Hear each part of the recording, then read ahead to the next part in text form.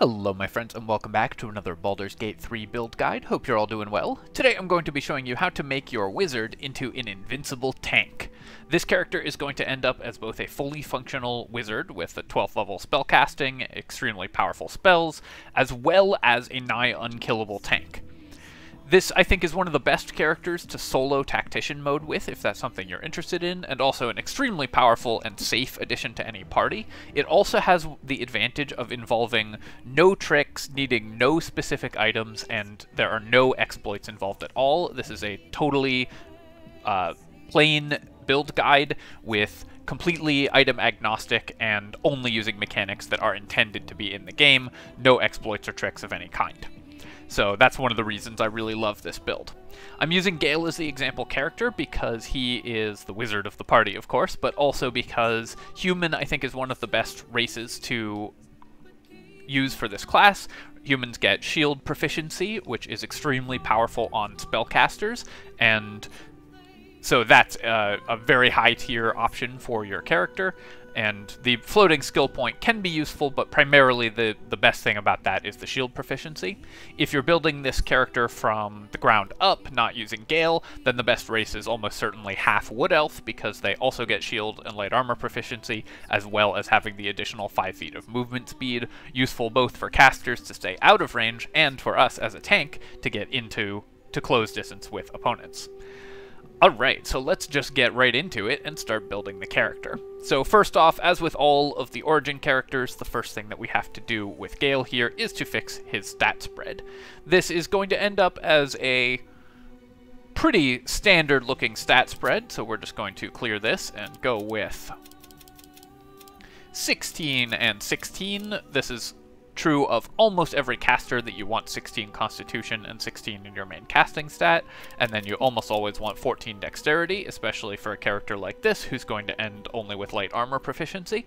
For our last 4 points, I'm going to place those in Charisma, because we are going to end up taking a level of Sorcerer during this build, and that will allow you to cast the Sorcerer spells, although of course we won't be using Sorcerer spells for their save DCs or anything. Here we are going to, for our cantrip selection, there's actually a really important one that we have to pick up, because normally this is a pretty bad use of an action, but for this character, Blade Ward is incredibly powerful. We are going to be reaching the point where we take almost no damage from any attacks that actually land, and of course because we have shield proficiency and the shield spell, very few attacks will actually land anyways. Blade Ward ends up being a pretty efficient use of an action on this character because it can prevent even the highest burst damage from doing damage to you, and anytime you take a hit, you're going to be returning enormous amounts of damage to that enemy. So Blade Ward actually ends up being a resource-free way to remove any risk from this build. So this is a cantrip that normally isn't incredible and usually is a waste of an action, but for this build it is incredibly valuable.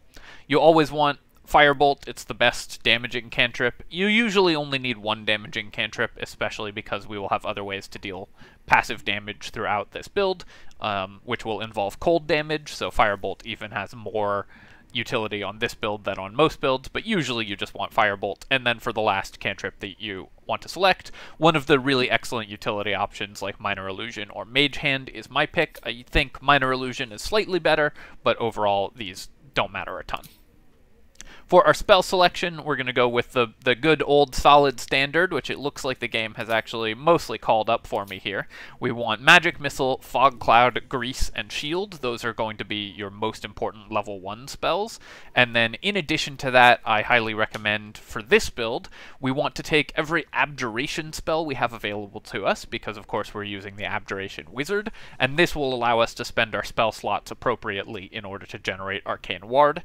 Protection from Evil and Good can be cast out of combat without having to take off your armor for mage armor or anything like that, and so that can be used to generate your Arcane Ward.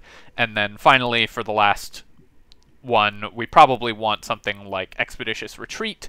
This is really useful for casters and for tanks because it gives you a bonus action repositioning tool, although your last spell doesn't matter and that much, and of course you will be getting lots of different spells from scrolls, so you will have access to all of these eventually.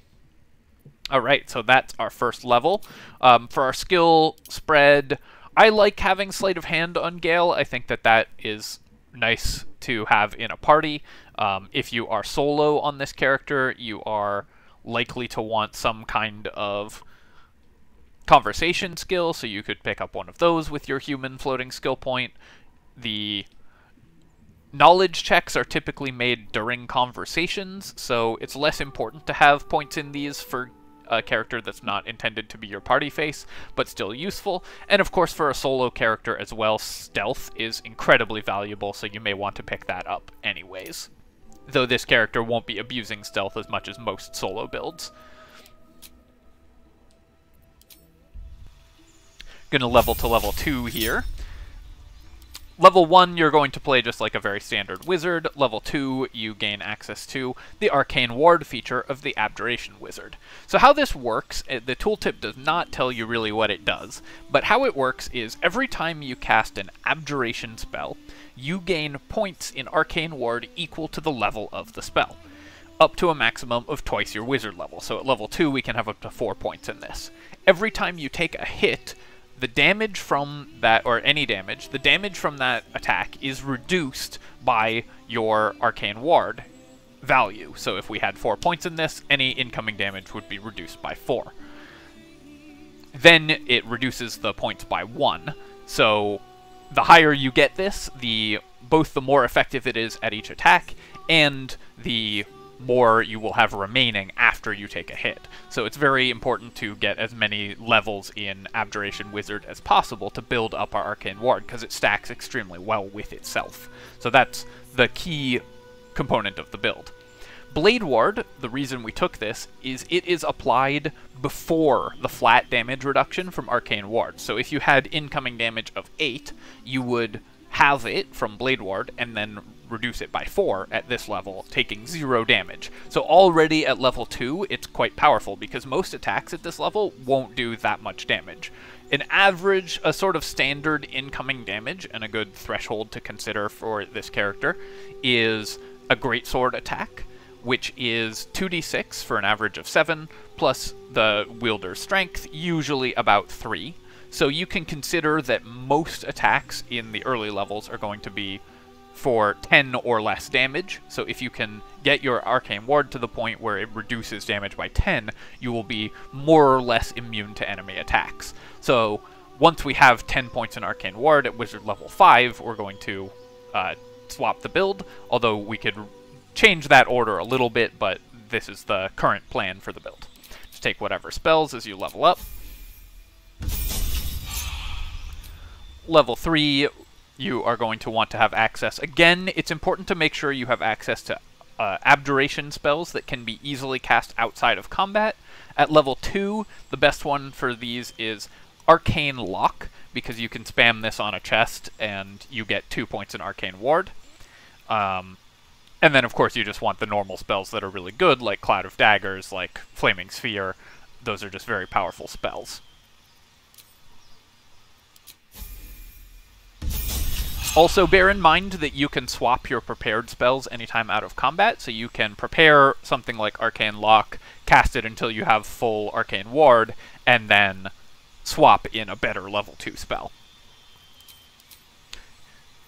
Here, I'll just take the other one of Mage Hand or Minor Illusion that we didn't take.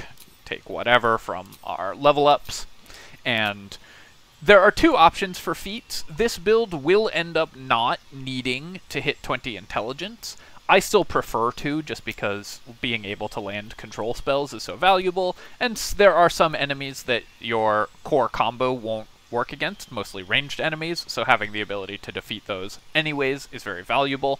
If you wanted to, you could take a feat here of some other kind. I think that the best options in that case are Alert if you're solo, because not being surprised and winning initiative is incredibly powerful in this game. Although again, less important for this character than for many characters, because you will be pretty much immune to damage in the late game, so enemies getting the first turn will not harm you overly much. Another option is Warcaster, just to maintain your concentration, but I think that the best option overall is going to just be 2 intelligence. Now that we've hit level 5, we can take Some more Abjuration spells. The most important one of these is Counterspell, although I also quite like having Protection from Energy. This is a concentration spell that you can keep up all day, and will give you resistance to the energy type that you are going to be taking from an upcoming encounter. Similarly to Blade Ward, this damage resistance is applied before your Arcane Ward damage reduction, and so it's incredibly powerful if you know you're going up against a fire-based attacker to give yourself resistance to fire. At level 6, we have two choices. We could either continue to level 6 Wizard to be able to gain Projected Ward a level earlier, or, and this is my preferred option, we could take our 1-level dip at this point to bring online the core combo of the class. The reason I think this is a good breakpoint to make that change is that we now have access to 3rd level spells, which obviously are extremely powerful, gaining access to Fireball, Haste, Counterspell, all of the key spells that make a wizard, and also because our Arcane Ward now is worth a maximum of 10 points, which is extremely valuable because it by itself blocks a greatsword hit, like we discussed earlier, or combined with damage resistance, blocks up to 20 damage, meaning that it will block all but 4 damage of an average Fireball. Fireball, for example, is 8d6 damage, so if you gain, which is an average of 28, if you gain fire resistance, that gets halved to 14, and then subtract 10 from that, meaning a Fireball, one of the most powerful damaging spells at this point in the game, will deal 4 damage to this character, or a Giant Smite from a Paladin, similarly, would do significantly less damage. So this is a good breakpoint where your Arcane Ward starts really blocking almost all incoming damage, and you start being mostly invincible. So this is the point where I like to make the change and pick up our 1 level of Sorcerer. The reason for this is that Sorcerer gets access to a spell that Wizard doesn't through the Draconic Bloodline subclass. If we take as our Draconic ancestor Cold, you get access to Armor of Agathis. This gives you temporary hit points, which obviously combine extremely well with our damage reduction. Each hit point we have is super valuable because incoming damage is so reduced that each additional hit point we have is multiplied massively by the damage reduction that we have from incoming damage. As well, you can upcast this. You can cast this at any level for a significant bonus. It will increase your Arcane Ward because it's an Abjuration spell, and it will deal cold damage to any creature that hits you with a melee attack. At this level, we'll be able to cast Armor of Agathis at level 3, which is by itself extremely powerful, because any incoming damage will deal 15 back to the enemy, which is already a ton of extra damage. By the time we hit level 11 and can cast this at level 6 using a 6th level spell slot, it will give us 30 hit points, 30 temporary hit points, and hit back for 30, which is an insane amount of extra damage coming from this spell, as well as a ton of survivability. You can also spend your turns recasting it if you start losing Arcane Ward, because it is a level 1 spell that can be upcast to any level, so you can gain the exact amount of Arcane Ward that you need in combat, depending on how many times you've taken a hit, just by choosing the correct level to cast this. The one that stays active is always the highest level of Armor of Agathis that was cast, so if you cast a level 6 Armor of Agathis and then take a hit and want to replenish your Arcane Ward by casting it at level 1, don't worry, it keeps the higher level 1 active, so it's extremely powerful for this character build. For our Sorcerer cantrips, we just take whatever, just avoid damaging cantrips, primarily because they're going to scale off your Charisma, which you don't have any of, but you can take like Light and Friends and Dancing Lights and True Strike to annoy YouTube commenters. Another good one to have access to, Magic Missile doesn't care about your stat, and Shield is very powerful to have as a Sorcerer spell because it's sort of always prepared when it's a Sorcerer spell, so you don't have to spend a prepared spell slot on it, you always want it available. And then, of course, Armor of Agathis is the one that you want otherwise.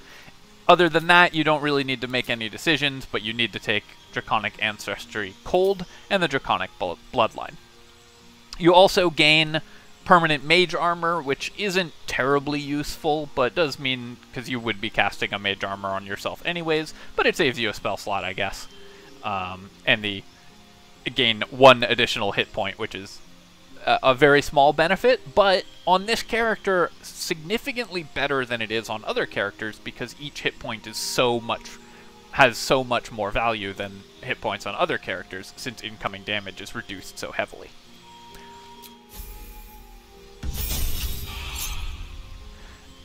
Go back to Wizard here, so we're going to continue to just take whatever spells we want. Glyph of Warding's another Abjuration spell that can be cast outside of combat,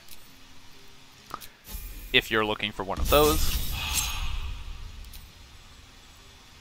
At level 4 spells, we could have learned this from a scroll 1 level earlier because of how wizards work, but here we're going to pick up Fire Shield. That's another way to return damage on an attack. And then one thing that's really nice about this build is neither Fire Shield nor Armor of Agathis are concentration spells, so you can have other concentration spells up. If you don't need a protection from energy to reduce incoming damage, then you could have any other concentration spell that you want, such as Banishment, for example.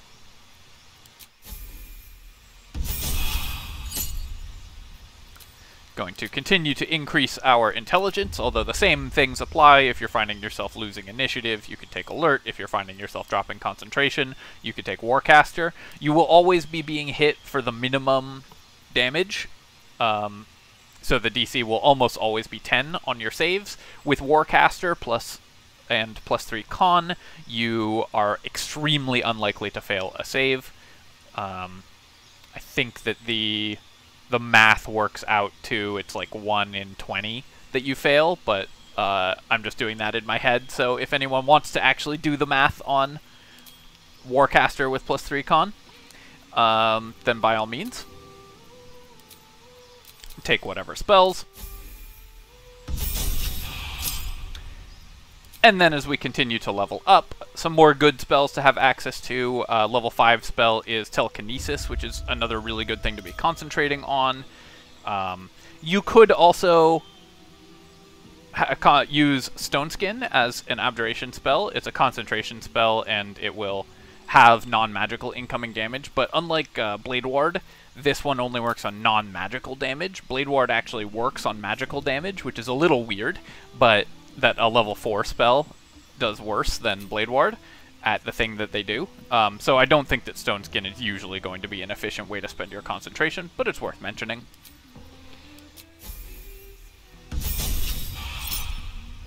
Another fun thing about this character is you can pretty easily stand in your own AoE effects if you gain poison resistance from something and then have damage. You can stand in your own cloud kill.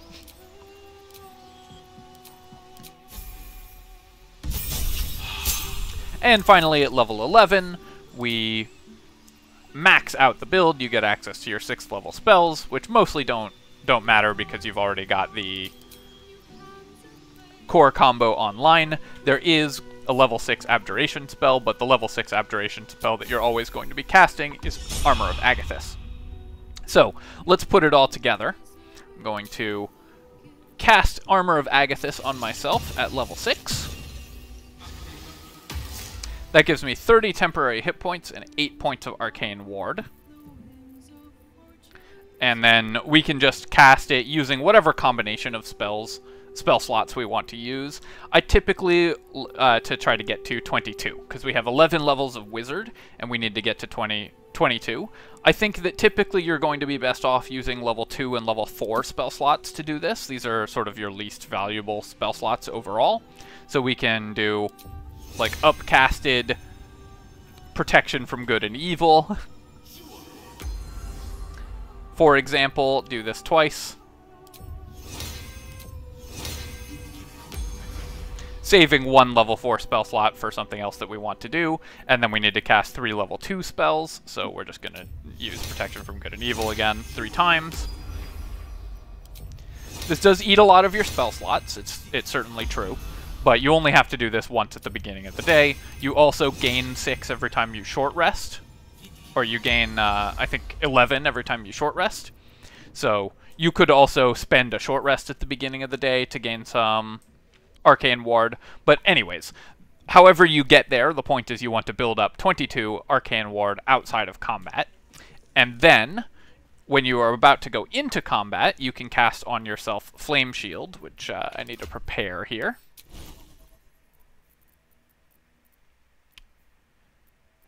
Here we go. Usually you'll want to cast this for fire, so that you're dealing both cold and fire damage back. So now any enemy that attacks us, we have resistance to cold from our fire shield, which is good already, right? So we have that from our fire shield, don't need to get that from protection. Any enemy that attacks us is going to be taking 2d8 fire damage and 30 cold damage, and any incoming damage that we take is going to be reduced by 22. So we're nearly unkillable by any normal means, as well as dealing a ton of damage back to any enemy. Let me show this happening. So we're going to cast Blade Ward on ourselves as well, giving ourselves the damage resistance, and then I'm going to have Minsk. Oh, wait, Gale, it's not your turn. Where are you going? Oh no, he's running away. We're going to have Minsk come over and hit him. This is using my Minsk build that you can find in a previous video. It's one of the highest builds for single damage instances in the game, so this is a really good test to see how well this works. I guess I have to end turn because Gale just ran away.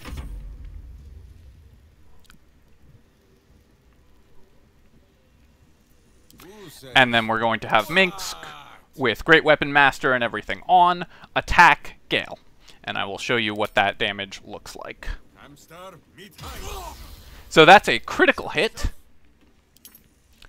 And Gale took 0 damage. So that critical hit would have been 27 points of damage, but that's reduced by 14 thanks to our slashing resistance.